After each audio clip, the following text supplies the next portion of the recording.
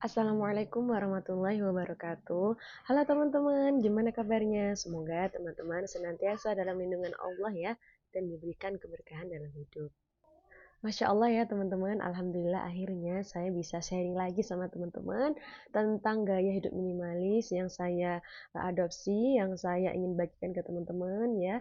Bagaimana cara menjalani hidup minimalis sesuai Islam, sesuai ajaran Islam, bahwa minimalis itu juga ajaran Islam ya teman-teman. Semoga apa yang saya sharing kali ini bisa bermanfaat dan jadi pemberat amal solih saya nanti di akhirat. Akhir-akhir ini kita disibukkan dengan makanan, atau mungkin di dunia food blogger kita menemukan banyak sekali kebiasaan-kebiasaan dan sumber-sumber makanan yang kurang baik untuk dimakan atau dikonsumsi oleh generasi muslim. Kenapa saya mengambil tema makanan? Karena saya merasa bahwa tema makanan ini sangat menarik untuk disampaikan ke teman-teman, untuk di-sharingkan ke teman-teman bahwa kita sebagai seorang muslim itu punya cara makan yang benar, cara makan yang baik, dan seperti apa sih pola makan yang baik, kemudian pola makan yang benar itu dalam Islam. Teman-teman, pernahkah mendengar tentang 5 strategi barat untuk melemahkan generasi muslim? Yang pertama adalah fun, yang kedua adalah food, kemudian film, kemudian itu ada fashion, kemudian ada fight ya teman-teman ya.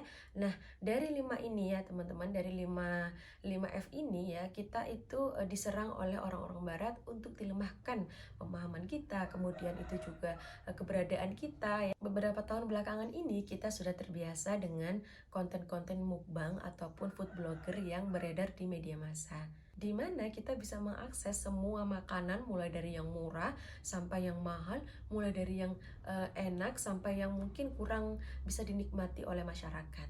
Di mana konten mukbang ini ternyata memiliki dampak yang sangat tidak baik untuk kesehatan tubuh. Selain itu juga tidak mencerminkan sebagaimana kebiasaan generasi muslim atau seorang muslim, di mana kita harus menghabiskan satu makanan dengan jumlah yang sangat besar dalam satu kali duduk, dan itu dengan durasi yang sangat cepat. Nah, ini sangat rentan dengan israf ya, atau makanan yang berlebihan, dan kemudian juga sangat rentan dengan penyakit. Belum lagi kita juga terbiasa ya hari ini dengan makanan-makanan yang berasal dari sesuatu zat yang tidak thoyyib ya, atau tidak halal gitu ya teman-teman ya. Belum lagi kita juga mulai terbiasa dengan konten-konten makanan yang viral, atau kita mulai terbiasa untuk memburu makanan-makanan yang bersifat viral, yaitu punya sifat yang hanya sementara, yang mungkin saja hanya memuaskan mata kita atau juga memuaskan lidah kita, atau sebagian orang mungkin merasa bahwa dengan mengikuti konten-konten makanan yang viral, dia bisa memiliki value yang lebih atau memiliki value tersendiri di masyarakat. Belum lagi ketika kita mengikuti standar kehidupan masyarakat hari ini bahwa makanan yang enak dan makanan yang lezat itu adalah makanan yang mahal, yang terdapat atau didapatkan dari resto-resto yang terkenal, dari merek-merek yang ternama. Ini menunjukkan bahwa penilaian manusia itu hari ini sangat penting ya untuk kehidupan kita atau untuk kehidupan masyarakat, bahwa apapun yang mereka makan itu justru akan memperlihatkan apa yang menjadi status mereka di masyarakat.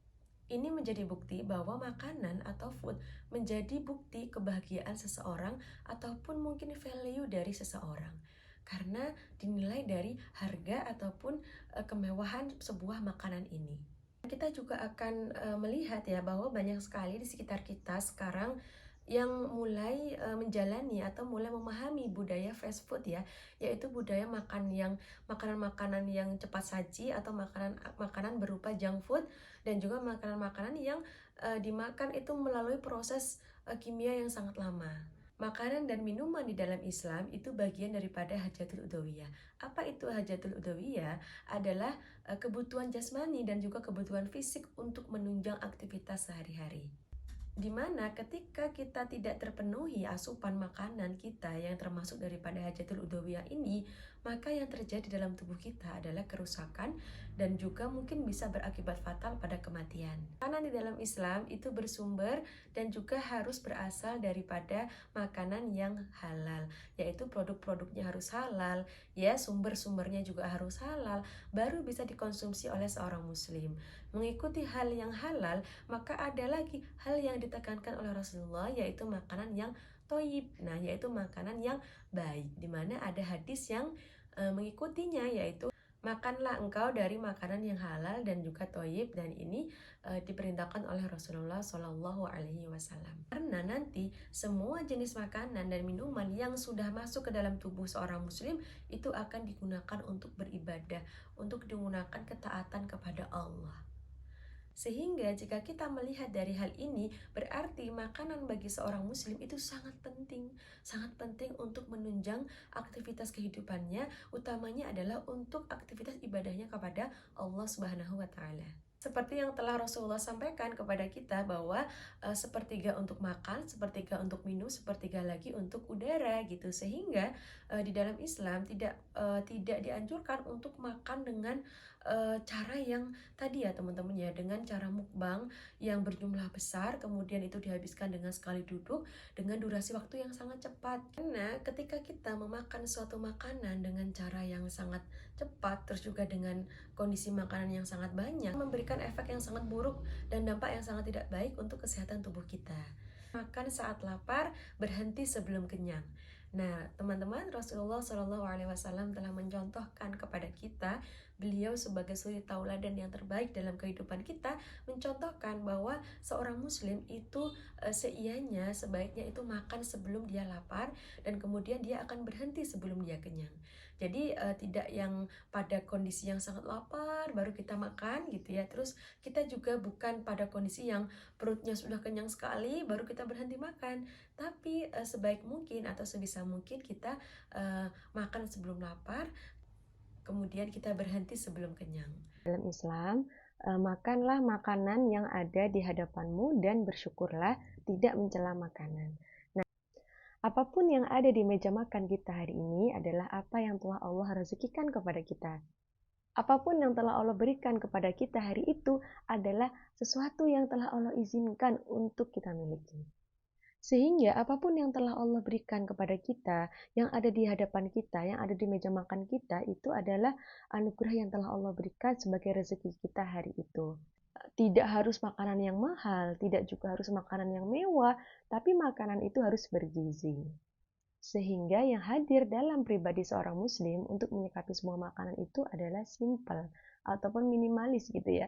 Ya kalau misalnya ada makanan dimakan, kalau misalnya tidak ada makanan ya berpuasa. Kemudian makanan itu ya makanlah makanan yang hadir ada di hadapanmu dengan penuh syukur, tidak kemudian mencari-cari makanan, misalnya di hadapan sudah ada nasi dan sayur, sudah ada lauk pauk, kita karena kita terbiasa dengan kerupuk, oh kok nggak ada kerupuk gitu ya, kita mencari-cari kerupuk, mencari-cari misalnya ada lauk pauk yang lain gitu ya. Nah ini menunjukkan bahwa kurang bersyukurnya kita terhadap rezeki yang telah Allah berikan.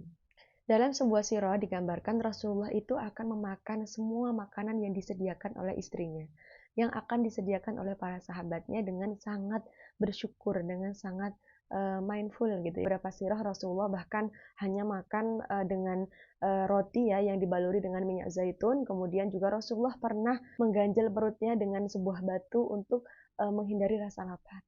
Dan juga Rasulullah itu sangat sering ya teman-teman ya untuk memakan makanan yang seadanya.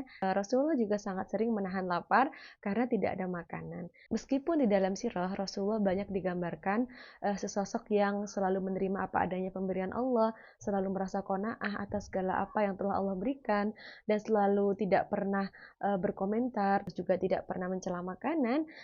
Suatu waktu Rasulullah juga digambarkan dalam sirah pernah menikmati makanan-makanan yang enak ya teman-teman. Rasulullah menikmati daging kambing ya, dimana Rasulullah itu paling suka bagian pahanya ya. Terus juga Rasulullah itu pernah makan daging unta, dan juga banyak sekali lah ya yang digambarkan di sirah bahwa Rasulullah juga sebagai suri tauladan yang terbaik memandang makanan dengan sebaik-baik makanan ya yang diberikan oleh Allah, juga pernah merasakan makanan yang enak. Tapi bukan dijadikan makanan yang harus, bukan dijadikan prioritas untuk makan makanan itu terus.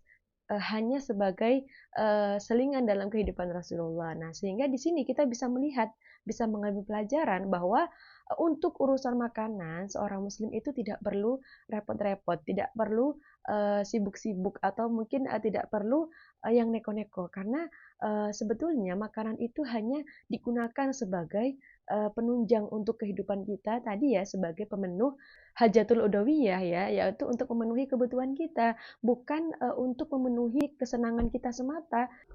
Bukan untuk memenuhi ekspektasi kita, ekspektasi orang lain, ataupun untuk hanya sekedar memenuhi gaya hidup kita dan penilaian kita di masyarakat. Nah, teman-teman, mungkin ini saja yang bisa saya sampaikan ke teman-teman. Sebetulnya ada banyak banget yang ingin saya sampaikan ke teman-teman, yang ingin saya bagi ke teman-teman.